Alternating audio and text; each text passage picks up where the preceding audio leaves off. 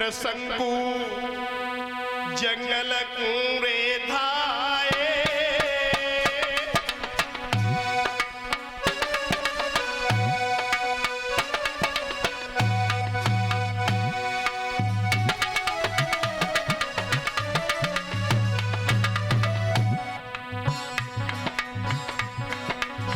अरे त्रिशंकु जंगल में आए,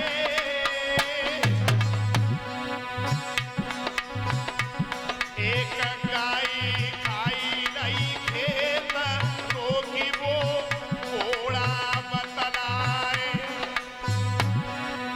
भैया एक गाय चुंग रही खेत देख के राजा बतलाए। एक गाय चुंग रही खेत देख के,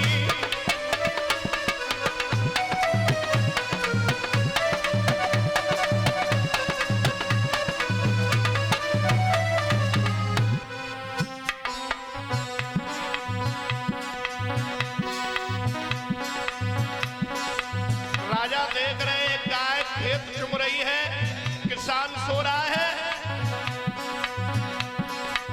अरे किसान को तीनों है जगवाई,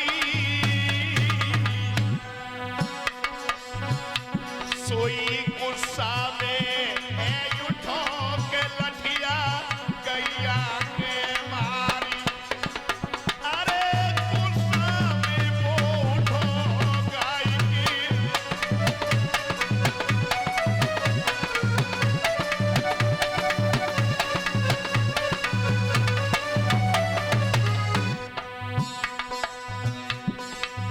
गाय की पीठ में लाठी मारी। अगर इस समय किसान परेशान है, इससे पहले भी पूर्व में भी परेशान था। एक लाठी गाय के मारी तो गाय ने खड़े होकर के श्राप दिया, ओरे राजा मैं किसान का खा रही थी, तेरा कुछ नहीं खा रही थी, तूने मुझे निर्दोष होकर के भी दंड दिलवाया है।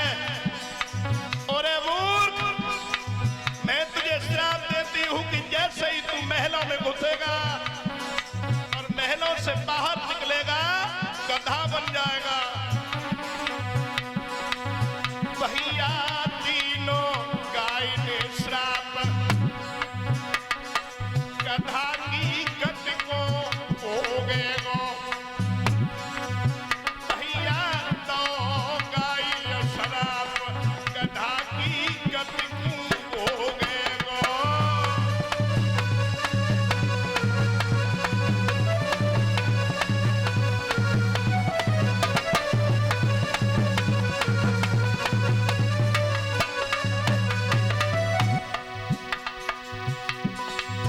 गति को भोगेगो, गधा की गति को भोगेगो।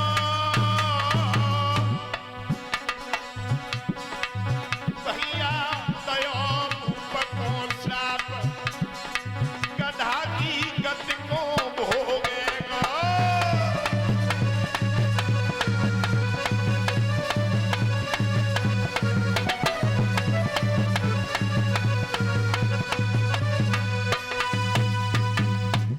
महाराज त्रिशंकु को उस गाय ने श्राप दे दिया। और मूर्ख राजा, तूने हमें बिना मतलब के मारा मरवाया है, मैं तुम्हें श्राप देती हूं कि तू गधा बन जा।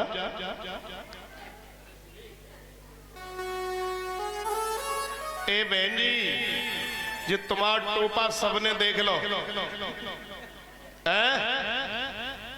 शांति से बैठो।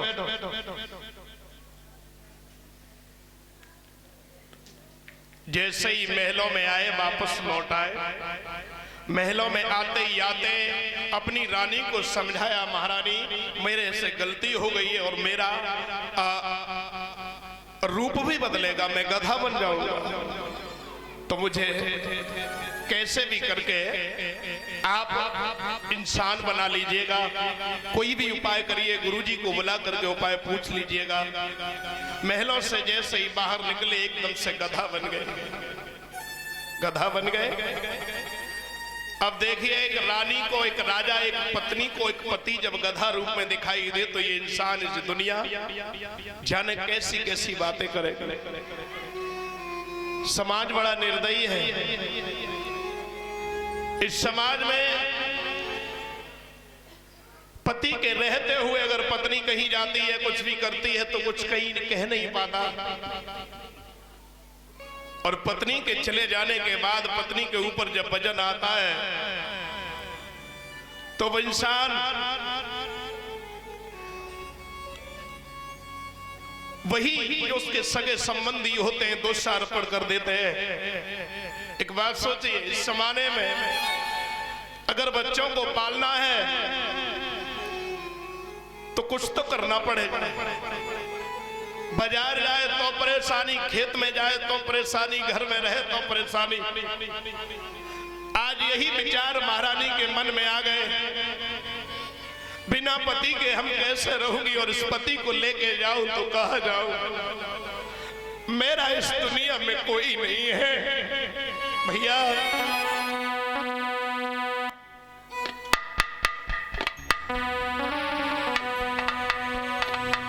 भरी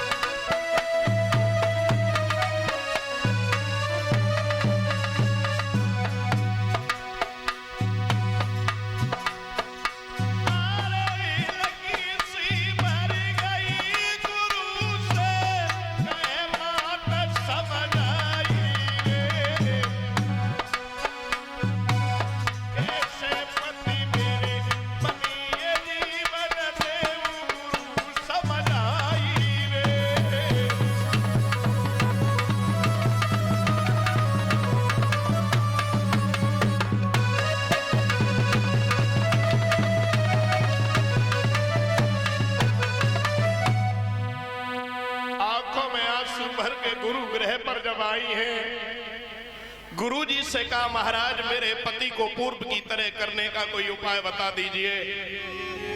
तो गुरुजी ने कहा है, बेटी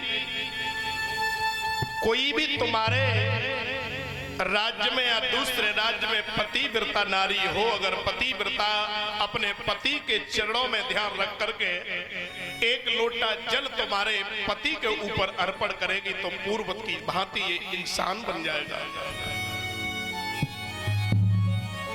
आज भैया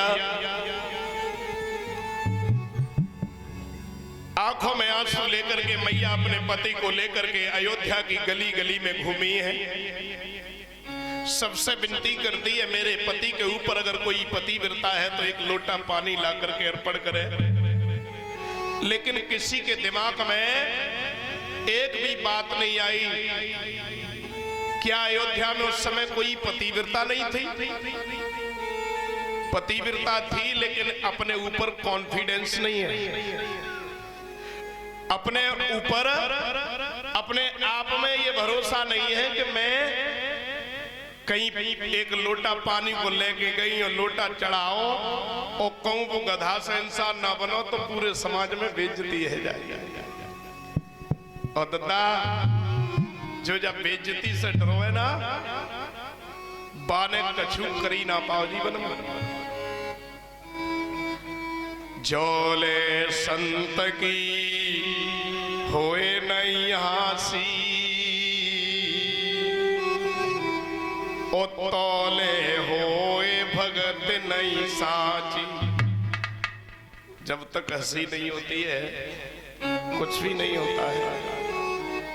गली गली में घूमी, सबसे कहा जो मांगो वो दिया जाएगा, कोई मेरी सहायता करो, कोई मेरी सहायता करो। पूरी अयोध्या में घूमती रही, लेकिन किसी ने दरवाजे पे आके ये नहीं कहा कि हम तुम्हारी सहायता करेंगे। बेचारी अयोध्या से लेकर गली गली घूमती हुई काशी नगरिया में पहुंची है। काशी नगर में जब आवाज लगाई है कोई नहीं आया। आखिरी समय में इच्छा खत्म हो गई, वहां से जाने वाली है, तब एक वाल्मीकि की पत्नी महत रानी, वही कालू की मां, ध्यान रखना, कालू की मां ने आकर के कहा है चिंता मत करो, बताओ क्या सहायता चाहिए। कहने लगी माता अगर मेरी सहायता कर दो तो एक लोटा जल अपने पति के चरणों में ध्यान रखकर मेरे पति के ऊपर अर्पण कर दो, जो मांगोगी दिया जाएगा। कहने लगी बेटी अगर दे सकती हो तो मुझे कुछ ज्यादा नहीं चाहिए, अगर तुम्हारा पति पूर्व की भांति हो जाए तो तुम्हें वचन देना पड़ेगा। कौन सा वचन? यही वचन कि तेरे घर में होने वाली संतान मेरे घर में आके पानी भरेगी, तेरे घर में होने वाला बेटा मेरे घर में आकर के पानी भरेगा। कह दिया ऐसा ही होगा।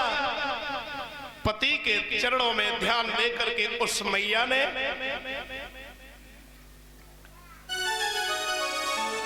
एक लोटा जल लिया और वो लोटा जल लेकर के उस गधा रूप राजा के ऊपर अर्पण किया। भगवान की मर्जी, पूर्व की भांति त्रिशंकु खड़े हो गए, जय जयकार हो गए। उसी समय मैया ने वचन दिया है कि मेरा बेटा जब भी आएगा अपनी मां का वचन चुकाने के लिए तुम्हारे घर में पानी भरेगा। तो आज महाराज परीक्षित को कथा श्रवण करा रहे हैं महाराज सुखदेव। वही कारण है कि महाराज सुखदेव जी बताते हैं हरिश्चंद्र ने एक वाल्मीकि के घर में पानी भरा।